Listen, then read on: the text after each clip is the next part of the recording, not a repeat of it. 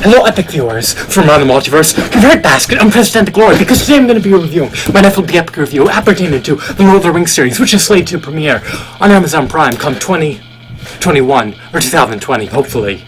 I'm earnestly hoping that it could premiere sooner rather than later. I'm ready and willing to go. I cannot wait to indulge in watching it. Will I get Amazon Prime? Most likely not. It's outside the parameters of my budget. However, I apologize about digressing. So what would I rate the series in the form of a quantitative score? I give it a 10 out of 10. As you can unequivocally see, and as you can unequivocally tell if you have a modicum of common sense, you know that this review is tainted with a staunch bias. In other words, I love The Lord of the Rings. It has nostalgic value. It's a classic, iconic series, and I cannot wait to indulge in watching these episodic adventures. Now, when do I plan on watching these episodes? I'll probably watch clips come the latter half of 2020. I'm not going to be able to afford to succumb to buying Amazon Prime, even in the short term.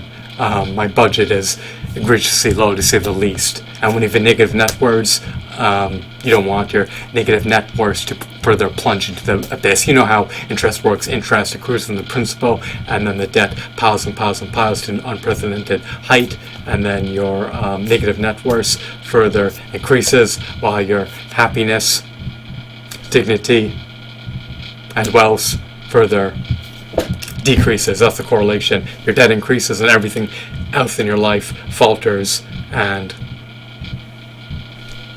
falls to shambles. Nonetheless, let's get back to the review. So, these episodes will undoubtedly take place in Middle-earth. It's too bad they don't take place in space. That would be quite intriguing and bedazzling and riveting and captivating and engrossing and enthralling, and quite sensational, to say the least. Imagine seeing the Fellowship travel in a spaceship to planet Namek to ward off Frieza soldiers who are already decedents and who are already carcasses, even though planet Namek imploded ample time ago in Dragon Ball Z. Sorry about that out of context thought. That had no relevance to this. It was not germane in any facet. I'm just trying to embellish and augment this shoddy, chintzy, low-quality video. But let's go back to the review. So, as we unequivocally know, it will clearly take place in Middle-earth. That's unequivocally obvious in every way, shape, and form. Where else can it take place? On Jupiter? Or planets that you can't even walk through because they're gas giants. In Jupiter, you would just fall through. There's no physical surface in this little simulation on Jupiter.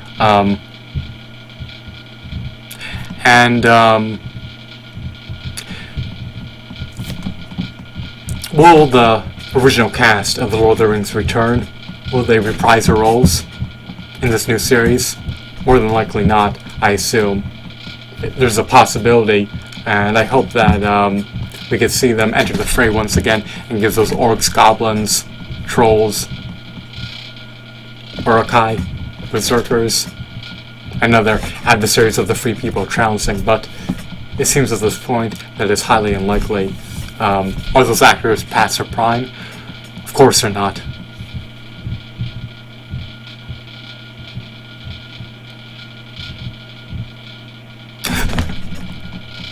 What else? I just want to say something of true merit. So we'll see how all these secondary side characters survive the perils of Middle-earth. We'll see how they persevere, thrive, prosper, and flourish, and circumvent dying. You can't have too many deaths in a Lord of the Rings series because they can't afford to keep hiring new cast. So, in other words, the main characters are practically impervious to death for the most part.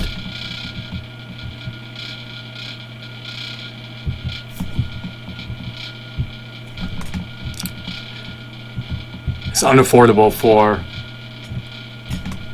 a media company to just keep recasting. So they need to retain their cast, and what better way to do that, and by making them survive against all perils. Their adventures will likely be fraught with deleterious, dire calamities, and they will undergo toil, travail, and strife. Nonetheless, they will survive and overcome these seemingly insurmountable obstacles to progress the story. It will likely have intricate character development transpiring. That's my arbitrary assumption. The plot will likely be captivating, to say the least. It will likely be dynamic. There'll likely be twists, and there'll likely be a host of new characters that are inducted into the Lord of the Rings series. So we'll get new characters, new adversaries, new settings of Middle-earth to explore, a multifaceted, dynamic, lengthy, mysterious plot that is yet to be demystified, and we'll get character development, and we'll see swords, axes, goblins, dwarves, elves, bows and arrows, and unalloyed epicness. What could be better? So, my biased review score gives this series a 9 out of 10. I know it's not going to be on par in any facet with the Lord of the Rings trilogy and the Hobbit trilogy that was churned out by Peter Jackson. However, since the Lord of the Rings series is devoid of content for the most part, I'm giving it a 9 out of 10 because some content, even if it's deemed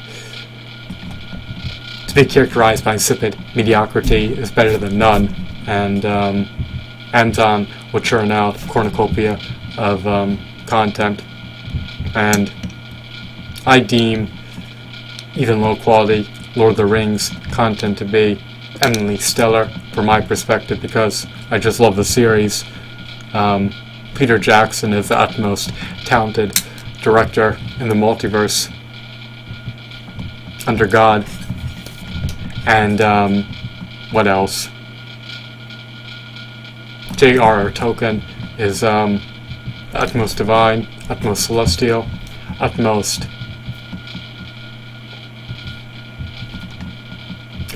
creative content creator of our time. He's a pioneer who forged a foundation of epicness that's going to be further expanded upon and fostered and cultivated into creating a work of art that bedazzles, captivates, and mesmerizes so many people. So I'm giving the series a 9 out of 10. And I cannot wait to indulge in watching those episodic Lord of the Rings episodes in the coming decades. I hope that you found this video to be intriguing and insightful and bedazzling. I recommend and advocate watching the Lord of the Rings trilogy, the Hobbit trilogy. I'm playing the Lord of the Rings Battle for Middle-earth 2, the Lord of the Rings Conquest, the Lord of the Rings Return of the King, the Lord of the Rings The Two Towers, and the Lord of the Rings Online, in tandem with the latest release. The name eludes me, but it's the one for the 8th generation consoles. Once again, I hope that you found this video to be eminently enthralling. Have a wonderful day. Goodbye.